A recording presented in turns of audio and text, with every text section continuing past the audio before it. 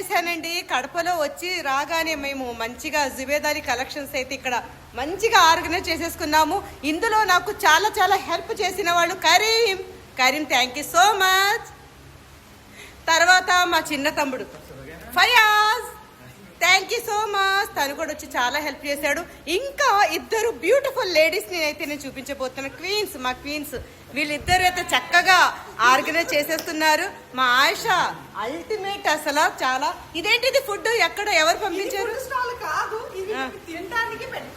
Yes, తినటానికి ఎవరు పంపించారు ఆయిషా?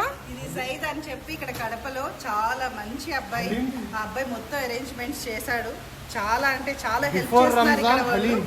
మా కరీం అంటాడు హలీం కూడా వచ్చేసింది అంటే. కడపలో హలీం కూడా రెడీగా వచ్చేసింది.